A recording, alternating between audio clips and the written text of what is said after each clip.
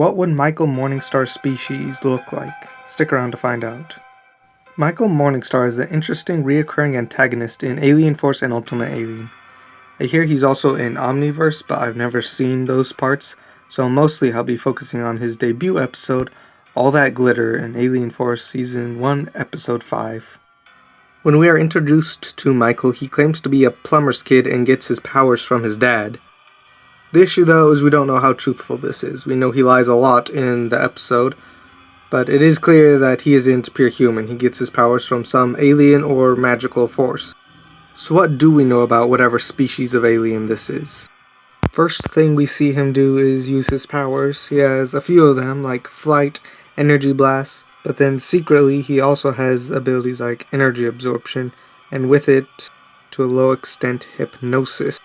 And probably what stands out the most is the freaking mouths on his hands, like some kind of Naruto character.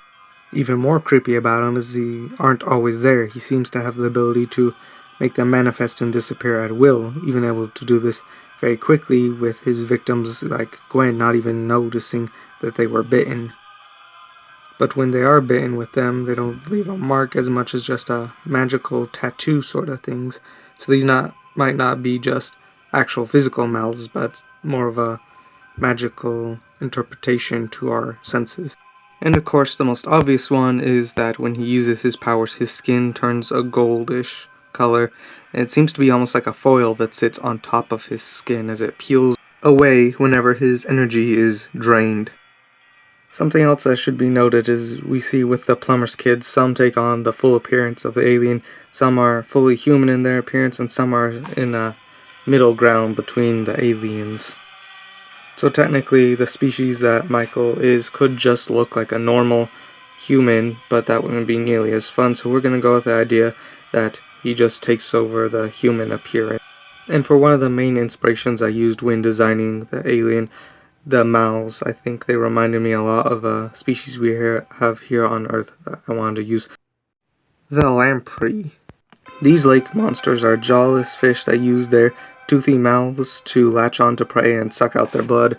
This fits the idea of Michael Morningstar biting his enemies, but instead of draining out blood, he's draining out their life force and magic. Both will leave strange and unique markings after you've been bit by them, and people describe being bit like a lamprey like nothing they've ever felt before, despite some of them being stricken by lightning or run over by boats.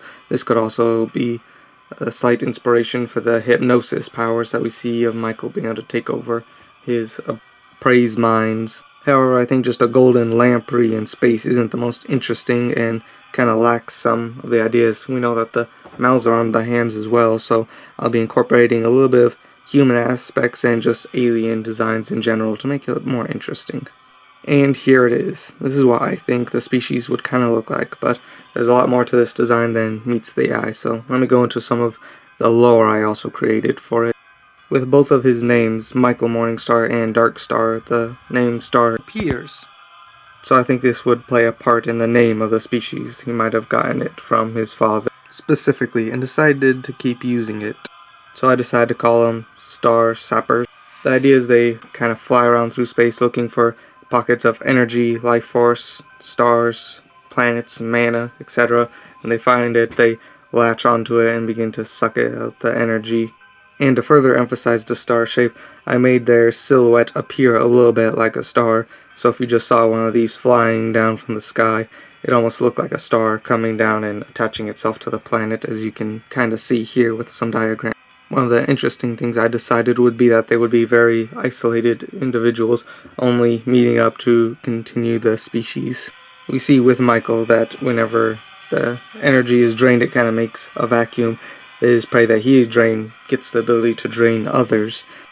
So if any one of the species were to accidentally bite another, they could start this kind of black zombie version of the species that would just continue to drain each other until they were all completely changed. Also, for this reason, I decided that they would primarily drain their energy from non-living things like stars and planets and not intelligent life, because it can create those zombies that can do the energy draining and start a negative cycle within the species. This came about because that's how Michael was defeated. He drained the energy from Gwen to the point where she could drain energy from him and steal it all back. and then he was mutilated by the rest of the girls he had done this to, all trying to get their energy back. So this teenage hubris was what was his downfall. Michael probably could have sustained his energy from any other source besides just beautiful women, but for his sick reasons, he decided to prey specifically on them like a vampire, and that was what caused him to look like a zombie for the rest of his life. Well, there you go. I hope you guys enjoyed the idea and the art and the video in general. We'll see you later.